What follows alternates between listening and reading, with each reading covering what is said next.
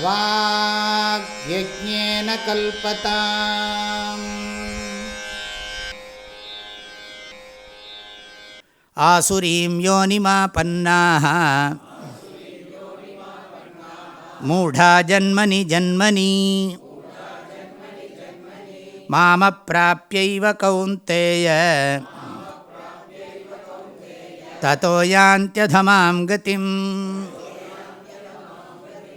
தே மூடாக நம்ம சப்ளை பண்ணிக்கணும். அந்த மூடர்கள், அதாவது மனித உடம்பை சரியாக பயன்படுத்தாத மனிதன் பேரில் உயிரில் கொடுத்த இந்த ஜீவனுக்கு பகவான் கொடுத்த இந்த அற்புதமான மனுஷ சரீரத்தை சரியாக பயன்படுத்தாதவனை அப்படி சொன்னால் தான் புரியும்.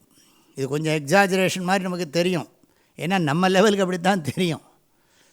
ஆனால் இந்த ஹியூமன் பாடியோட வேல்யூ புரியணுங்கிறதுக்காக தான். பிறவி எவ்வளவு உயர்ந்தது, வாழ்க்கை எவ்வளவு குறுகியது. அதனால தான் பழிமேலழகர் சொன்னார், சில்நாள் பல்பினி சிற்றறிவினர்னர். கற்க கசடர கற்பவை கற்றவின் நிற்க அதற்கு தக குரலுக்கு நீங்கள் பரிமேலழகர் ஒரே படித்து பாருங்கள். அவர் சொல்கிறார், நாம் கொஞ்ச நாளைக்கு தான் இருக்க போகிறோம், அதில் ஏகப்பட்ட வியாதி. ஏன்னா நம்ம புத்திக்கு அவ்வளோ ஒன்றும் ஸ்பெஷாலிட்டி எல்லாம் இல்லை, எல்லாம் ஒரு ஆர்டினரி தான்.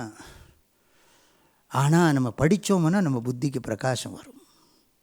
தேர்ஃபோர் கற்க. சில்நாள் பல்பினி சிற்றறிவுடைய நாம் இந்த வாழ்க்கையில் அறிவை நன்கு வளர்க்க வேண்டுமானால் முதலில் கற்க வேண்டும். அதுவும் கற்பவை கற்க வேண்டும், அதை கசடர கற்க வேண்டும். கற்றால் போதாது, அந்த அறிவு நன்றாக வலுப்பட வேண்டுமானால் அதற்குத்தக வாழ வேண்டும். ஆக இந்த மனித உடலில் வாழ்கிறது அவ்வளவு விசேஷமாக சாஸ்திரம் எம்ஃபசைஸ் பண்ணுறது. ஒவ்வொரு க்ஷணமும் இந்த இதை வீண் பண்ணாதே. இதுக்கெல்லாம் நிறைய ஸ்லோகங்கள்லாம் கோட் பண்ணுறாங்க. இகைவ நரகவியாதே சிகித்சாம் ந கரோதி யஹ கத்வா நிரௌஷதம் ஸ்தானம் சருஜ கிம் கரிஷ்யதி. ரொம்ப அழகான ஸ்லோகம் இது. எங்கே இருக்குது தெரியல, கேனாப்பி கவினான்னு விட்டார். இகைவ நரகவியாதேஹே சிகித்சா.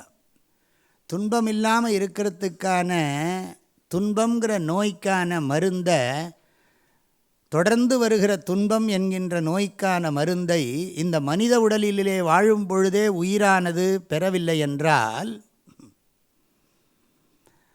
வேறு உடல்களில் எங்கு சென்று பெற முடியும் அப்படின்னார்.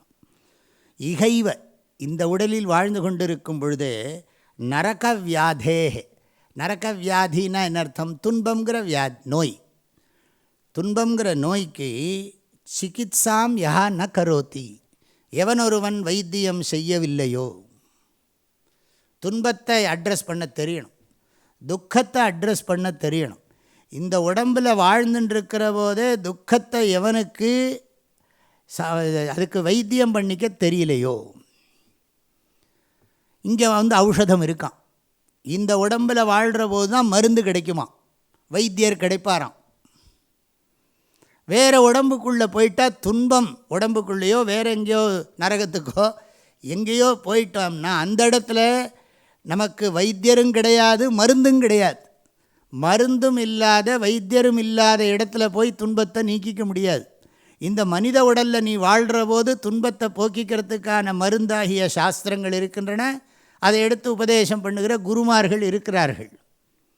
அதை நீ பண்ணலேன்னு சொன்னால் வேறு சரீரத்துக்குள்ளே போனேயானா இந்த மோட்சத்தை அடையிறதுக்கு வாய்ப்பே கிடையாது. ஆக கத்வா நிரௌஷதம் ஸ்தானம்.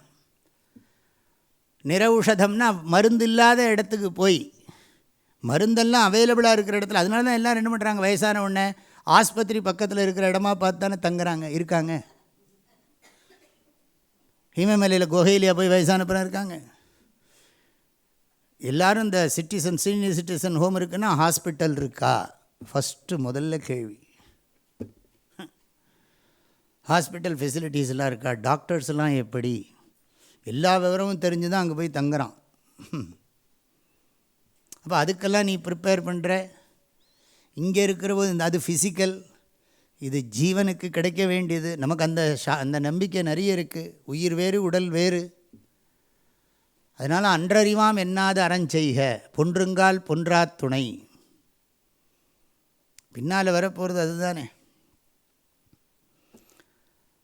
ஆக அப்படி அது ஒரு ஸ்லோகம். இகைவ நரகவ்யாதே சிகித்சாம் ந கரோதி யஹ கத்வா நிரௌஷதம் ஸ்தானம் சருஜः கிம் கரிஷ்யதி. சருஜஹன நோயோடு இருக்கிறவன் அர்த்தம். நோயோடு இருக்கிறவன் மருந்தில்லாத இடத்துக்கு நோயோடு இருப்பவன் சென்று என்ன ஆவான்? அங்கே என்ன செய்ய முடியும்? ஆகையினால இங்கே நோயும் இருக்குது, மருந்தும் இருக்குது, வைத்தியரும் இருக்கார். பிறவி நோய், பிறவி நோய், காமம், வெகுளி, மயக்கம், இவை மூன்றன் நாமம் கெடக்கெடும் நோய். நோய் நாடி, நோய் முதல் நாடி, அது தணிக்கும் வாய் நாடி, வாய்ப்பச் செயல். எத்தனை குறள் பாருங்கள். ரொம்ப அழகாக சொல்லியிருக்கார் மருந்துங்கிற அதிகாரத்தில் திருவள்ளுவர். முதல்ல வியாதி என்னன்னு தெரியணும், அதுக்கு காரணம் என்னன்னு தெரியணும், இந்த வியாதிக்கு காரணம் என்னன்னு கண்டுபிடிக்கணும், அதை எப்படி ரிமூவ் பண்ணணும்னு தெரிஞ்சுக்கணும், அதை இம்ப்ளிமெண்ட் பண்ணணும். நோய் நாடி, நோய் முதல் நாடி, அது தணிக்கும் வாய் நாடி, வாய்ப்பச் செயல். இது ஃபிசிக்கல் பாடிக்கு மாத்திரம் இல்லை, இமோஷனலுக்கும் அதுதான், மனசுக்கும் அதுதான். நமக்கு என்ன டிசீஸு, சைக்கலாஜிக்கல் டிசீஸு, அதுக்கு காரணம் என்ன? மாமியாரா, நாத்தனாரா, இல்லை பாஸா, யார், இல்லை என்னோடய அறியாமையா, இல்லை என்னோடய பேட் ஹேபிட்டா?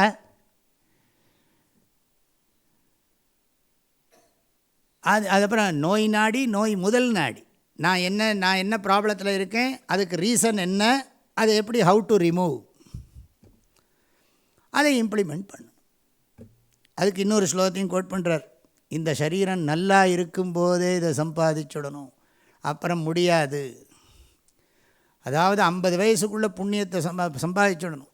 நம்ம ஒரு ஸ்லோகம் சொல்லுவோம், அதாவது 25 வயசு வரைக்கும் நல்லா படிக்கணும், 50 வயசு வரைக்கும் நல்லா பணத்தை சம்பாதிக்கணும், அப்புறம் 75 வயசு வரைக்கும் நிறைய புண்ணியம் செய்யணும், அப்புறம் ரிலாக்ஸ் பண்ணலாம். வேதாந்தம் படிச்சுண்டு ஜீவோ பிரம்மைவ நாபரஹ எல்லாம் புரிஞ்சுக்கலாம். பிரதமே நார்ஜிதா வித்யா, த்விதீயே நார்ஜிதம் தனம், திருத்தீயே நார்ஜிதம் புண்ணியம், சதுர்த்தே கிம் கரிஷ்யதி. முதல்ல 25 வருஷத்துக்குள்ளே எவன் படிக்கலையோ, அப்புறம் 25 வருஷத்துக்குள்ளே எவன் பணம் சம்பாதிக்கலையோ, அப்புறம் 25 வருஷத்துக்குள்ளே எவன் புண்ணியம் செய்யலையோ, அப்புறம் கடைசி 25 வருஷம் அவன் என்ன பண்ண போகிறான்? இப்படி ஸ்லோகம் இருக்குது.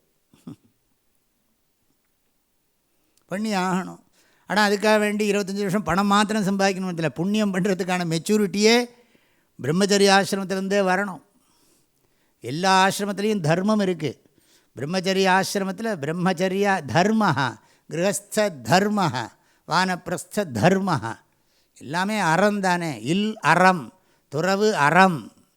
அறம் இல்லாமல் என்ன இருக்குது?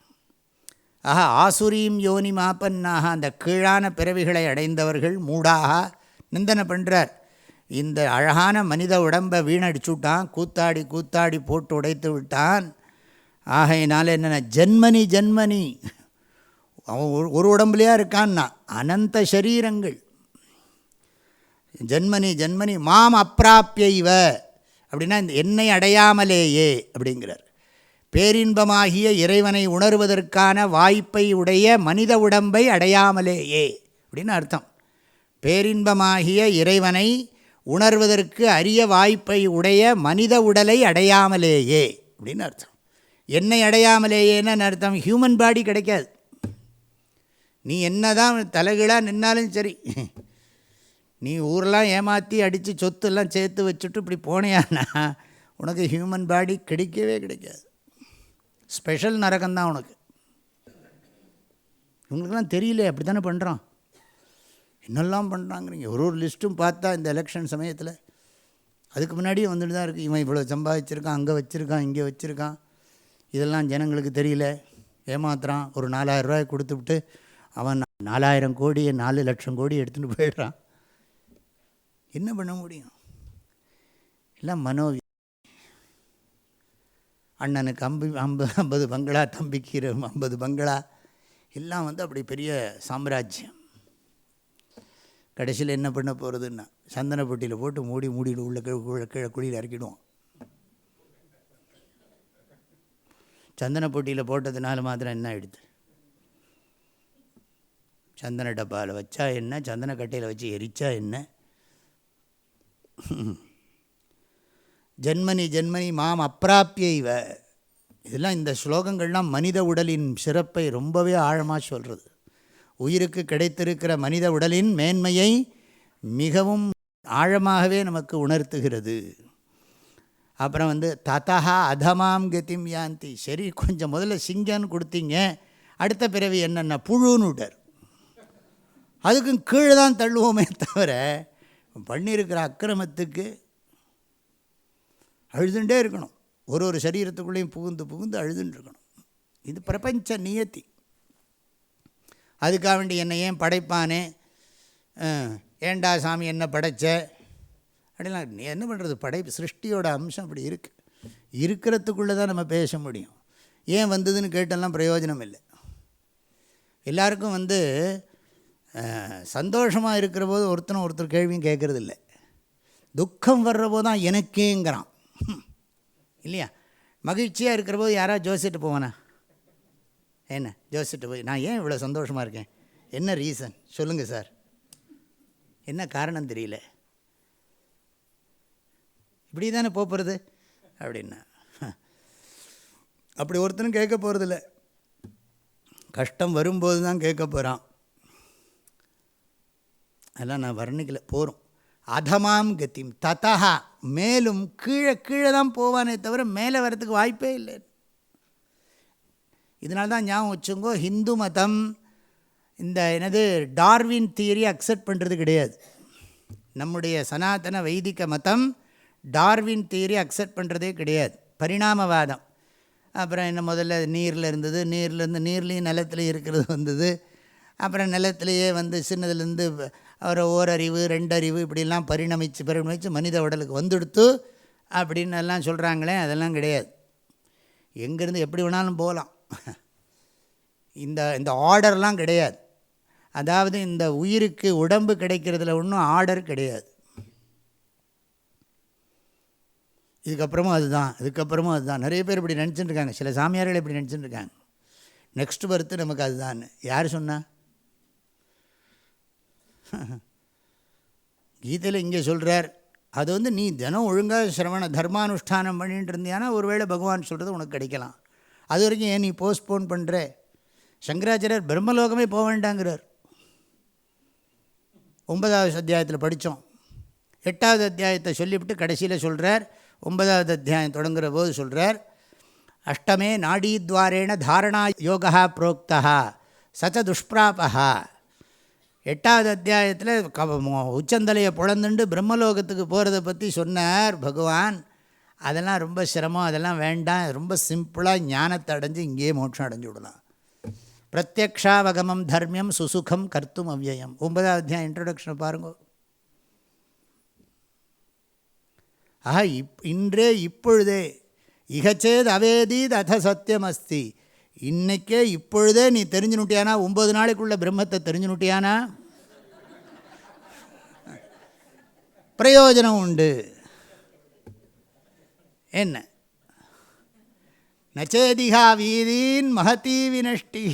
தெரிஞ்சிக்கல பெரிய நஷ்டம்.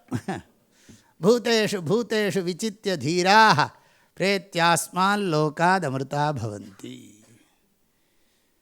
ஆகையினால நம்ம ஃபோக்கஸ் எல்லாம் இதுலேயே இருக்கணும், மோட்சத்தில் தான். இங்கே வந்த வரவை நம்ம இங்கே வந்து விசிட்டர் தான், பெர்மனெண்ட்டு கிடையாது. இதுலேருந்து எப்போ வேணாலும் கிளம்புறதுக்கு தயாராக இருந்துன்னு தான் இருக்கணும். இப்போது இதெல்லாம் சரி, ரொம்ப விஸ்தாரமாக சொல்லிட்டீங்க சுவாமி, ரொம்ப இல்லாபரேட்டாக இந்த அசுர குணத்தை காலம்பரை சொல்லியிருக்கீங்க. போய் குளிச்சுட்டு வேற வந்துவிட்டீங்க, அப்புறம் இன்னும் விடவும் மாட்டேங்கிறீங்க. ஆனால் இது எல்லாத்தையும் சம்ம பண்ணி சுருக்கமாக சொல்ல முடியுமா அப்படின்னா சொல்ல போகிறது, பேஷாக சொன்னால் போகிறது.